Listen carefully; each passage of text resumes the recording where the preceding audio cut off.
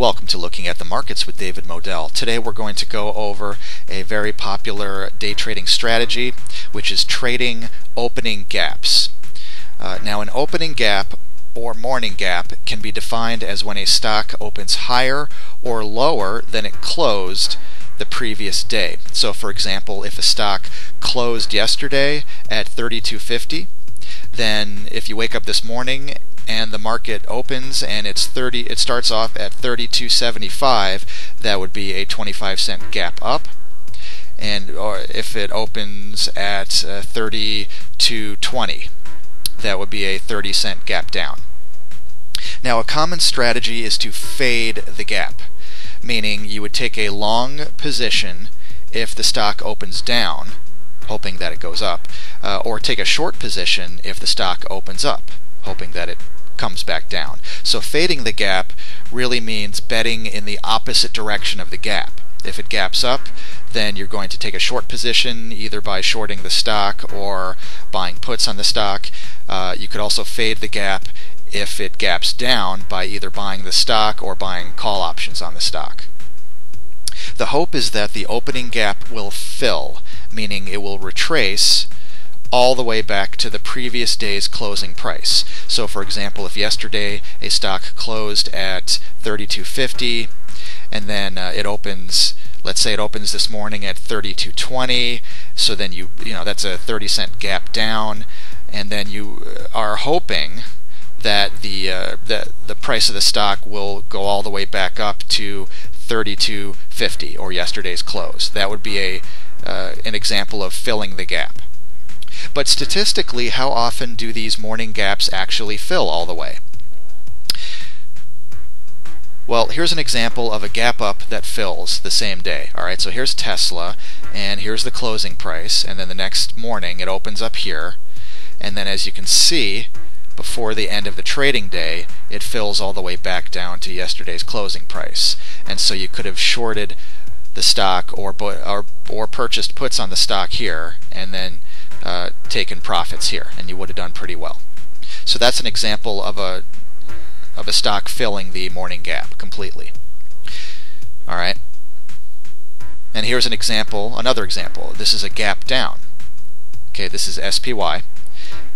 This is a gap down that fills the same day. So it closed here and then opened here, okay, the next morning, and as you can see, before the end of the trading day, it came all the way back up to where it closed yesterday, right here, and actually went a little bit further. So if you had taken a long position here and then taken profits either here or here or here, either way, it filled the gap and you would have made a profit. So how often do these opening gaps actually fill? Well, here's some research that I located on the internet, and please note that I cannot guarantee the accuracy of the research in this video. This is research I found from other people. Alright, here's one piece of research that I found. 65 to 70% of all opening gaps in equity markets fill the same day. Alright, so that's more than half. And 78% of the opening gaps fill at least 50% of the gap. Meaning, for example, over here means they at least come back halfway, they retrace halfway. So for example, if this was yesterday's close and then it opened here, this one came back halfway and then eventually it went all the way back. Alright? So 78% of opening gaps fill at least 50%. They retrace halfway. While 68%, not as many, fill all the way. Furthermore, taking a long position to fade a gap down performs a little bit better than taking a short position to fade a gap up. So the probabilities will be a little bit better if you buy the dip, basically. Take a long position after a gap down, as opposed to trying to short a morning gap up. Alright, and that's all from Scott Andrews, and here's the website. Wanted to give credit. Therefore, it seems that we can increase the probability of success by taking profits at a 50% partial gap fill rather than waiting for a 100% full gap fill. All right, and here's an example with SPY, and here's where it closed yesterday, and then there was a gap up here, and as you can see, at least on this chart here, it didn't fill all the way down to yesterday's close. All right. In fact, you could even say it hit resistance here 3 times. It just refused to go all the way down. But if you had taken 50% profits, if you had just taken profits at a 50% retracement, which between here and here would be about here, you would have done all right. All right. So let's say you had taken a short position here and taken profits at a 50% retracement or fill, you would have done well. If you had waited for a full retracement, it may never have happened. It also seems that we can increase the probability of success by only taking long positions for morning gap downs, as I discussed before, and refraining from taking short positions for morning gap ups. In other words, only buy the dips. Don't try to short the morning gap ups. And you can increase your probability of success. This makes sense since the stock market tends to have an upward bias.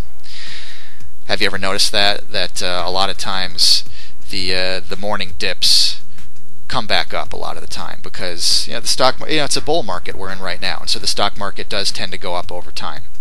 However, be aware that you will have fewer trading opportunities if you only trade gap downs.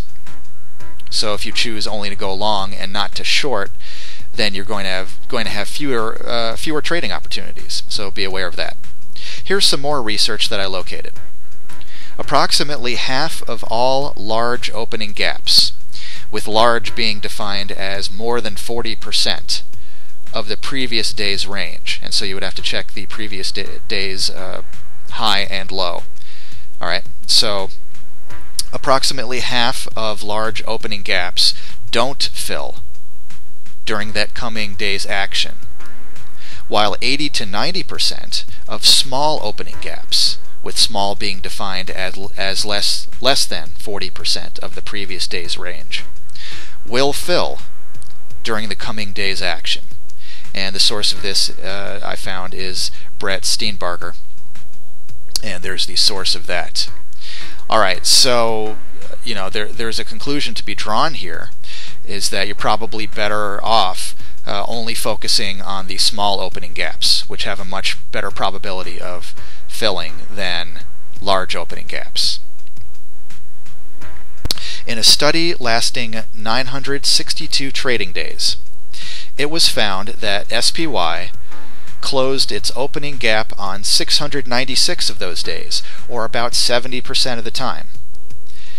When the opening gap up or gap down was greater than 0.35%, in other words, a larger gap, the gap was filled only on 97 of those days, which is less than half the time. When the opening gap up or down was less than 0.35%, in other words, a small gap, the gap was filled on 599 of those days, which was about 80% of the time. And that source was Brett Steenbarger again. And there's the source. So once again, you're better off focusing on small opening gaps. You'll have a much higher probability of success statistically, according to that research. And even over longer time frames, even if you're not a day trader, even over longer time frames of 30 to 60 days, it still seems that large opening gaps don't fill very reliably. Tasty Trade's research found that large gaps, meaning more than one standard deviation in size, filled less than 20% of the time, while very large gaps, more than 1.5 standard deviations in size, filled less than 16% of the time. And they actually gave it not just the rest of the day, but 30 to 60 days. And that source is here. It's a Tasty Trade video there. So what's the conclusion? Well, if you're going to fade opening gaps as a day trading strategy, first of all, truly treat it as a day trading strategy.